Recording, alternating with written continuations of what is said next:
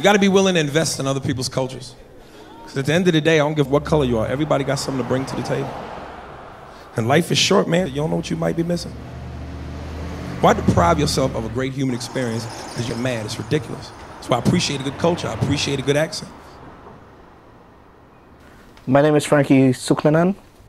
I grew up in Suriname, which most people don't know about. It's a small country in South America, right above Brazil. We moved to the United States when I was 11. I came here, I will say it, backtrack. Meaning illegally, but now I'm legal. Thank you. My name is Roberto Sanabria. My major is a theater at the New School University, Eugene Lane College, and I also act in my free time too.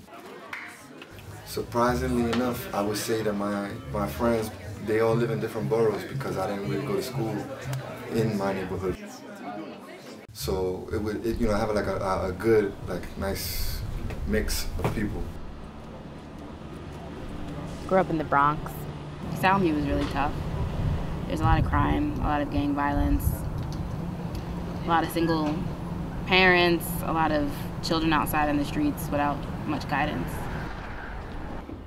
I would like to be a special education attorney, so advocating for students with special needs in the public education setting. I grew up in Brownsville, Brooklyn, and we had a melting pot. People from Italy, people from all over the world. Early 60s is when we had the uprising of the African American, or what we used to call ourselves Black Americans at the time. That was an empowering time for us. My mom came from Greece and my dad came from Romania. I am a New York City high school science teacher. When I'm first placed in a classroom, these kids are looking at me and they're like, oh, well, she's white. She has no idea about anything that I've ever experienced. And come to find out that when I share some of my experiences growing up, that we do have some things in common, and that way these kids can relate to me. I think a stereotype is more like, oh, he's black, he wants some watermelon or some chicken wings. The idea of my parents coming from the West Indies, that they came on a boat. For the simple fact that I'm white, that I have done cocaine at some point in my life. Even if it's a positive or a negative thing, I don't really like them because that's like putting someone in a box, you know? The media has wields a lot of power, and depending on the kind of household you're in, you're either going to be inundated with the TV or the computers, or maybe not. I kind of blame the media for what's going on wrong in the world right now, because they kind of just perpetuate stereotypes about people. They don't tell you that's what they're doing. They don't go, hey, this is what you need to think, but they know how people's brains work. Like what they do is they show you like an Asian guy and then a car accident.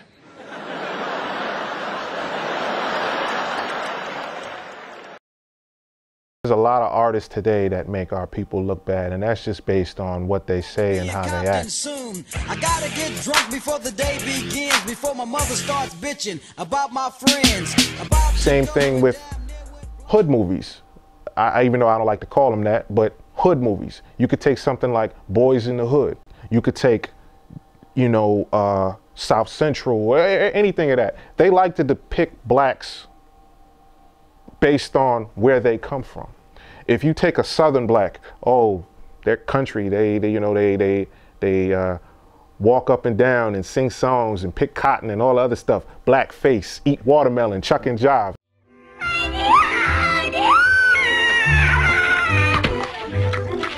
They come from something, obviously. They come from some person's idea of a group of people. So racial ideology, we look at the 18th century, where Carolus Linnaeus, who is Swedish, in fact, he's a scientist. He sets up this system called taxonomy. Taxonomy is the way to classify anything from plants. And in fact, he starts classifying plants. And then he figures, why can't I classify human beings in the same way? So at his hierarchy, he has Native Americans, who he says are red. Okay? And instead of just saying simply they're red, he attaches a value system. And he says those who are red, they anger easily. So the next color on the hierarchy was yellow, and this was used to identify people who were Asian. And Linnaeus said those who are yellow, he says they're avaricious. Avaricious means to be financially greedy. Now the rest of you listen, I'm in charge now. It means you're someone who can't be trusted.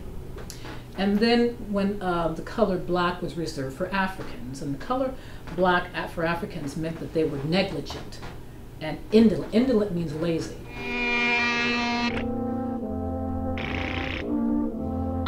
The last color is the color white, and Linnaeus said those who are white are gentle.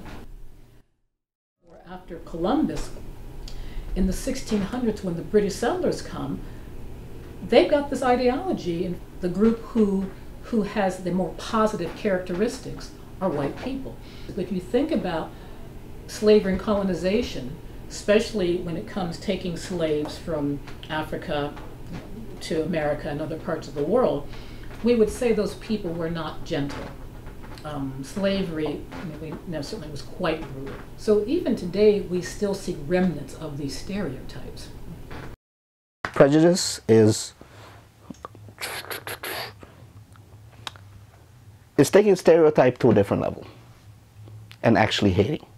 I could have been about 8 years old. I went to Fresh Air Fund.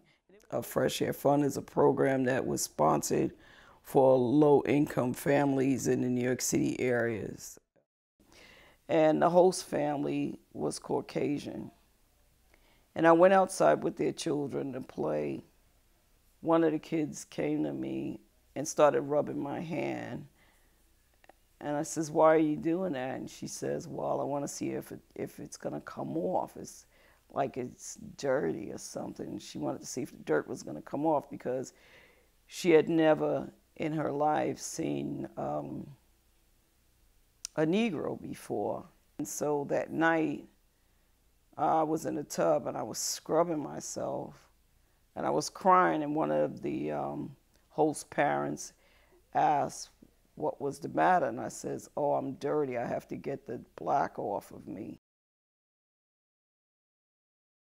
Thankfully, my generation, this day and age, I'm fortunate enough that I don't have to really face that kind of animosity, that other people have in the past had to face.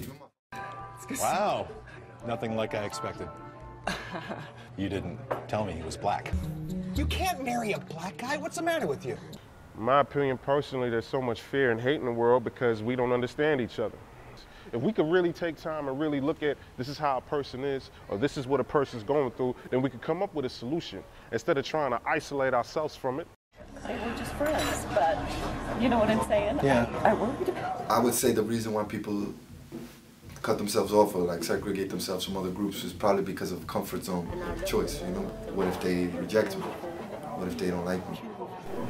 When people make comments about other groups of people, I think it's am I wrong to think this? them being ignorant, it's being closed-minded. Nobody should make generalizations or is in the position to judge any person or a group of people. Black people and white people, no. I'm sorry.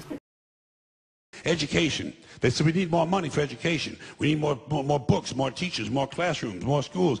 We need more testing for the kids. You say to them, "Well, we've tried all of that, and the kids still can't pass the test." They say, "Oh, don't you worry about that. We're going to lower the passing grades."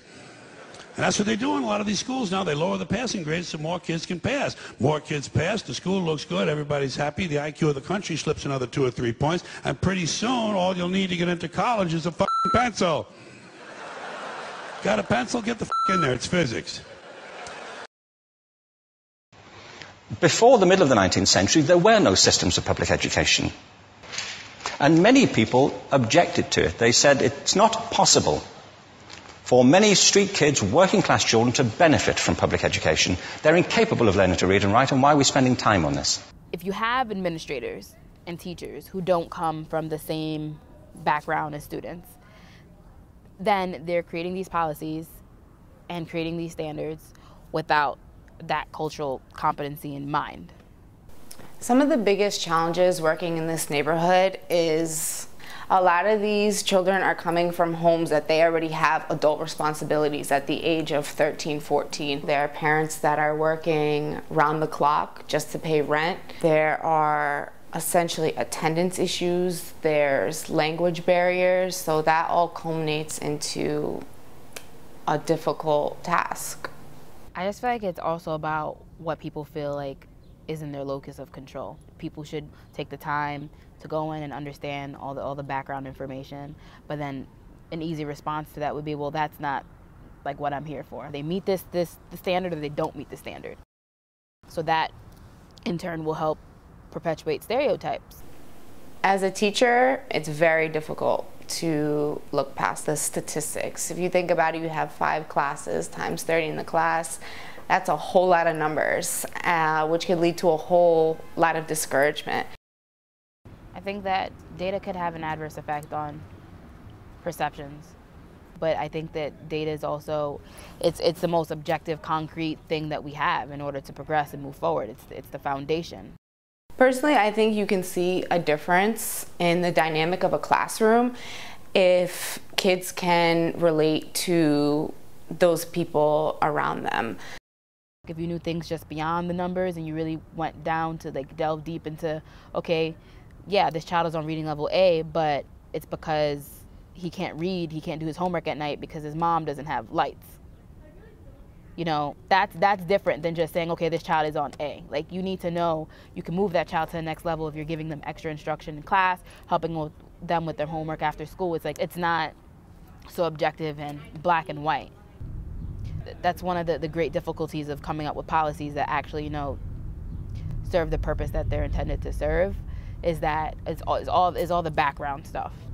I could have went straight from Penn State into law school saying I want to be an education attorney, and I too would have even been at a disadvantage in making policies. I think it was really important for me to immerse myself, you know, in that population and understand exactly what those kids were going through on a daily basis and what the parents are going through, and even the needs of the teachers so that they could best address the children's needs.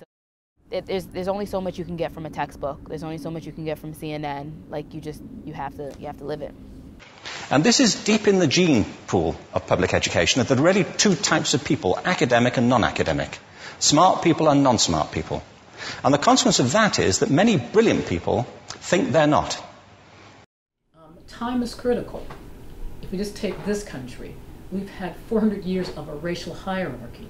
It's only the last 52 years where you've seen this amazing progress. In the last years that you've had the civil rights movement in 1964. And even, you know, certainly which you could argue eventually produces the first biracial president. But it doesn't mean that there's equality for all racial or ethnic minorities. Again, that timing is crucial.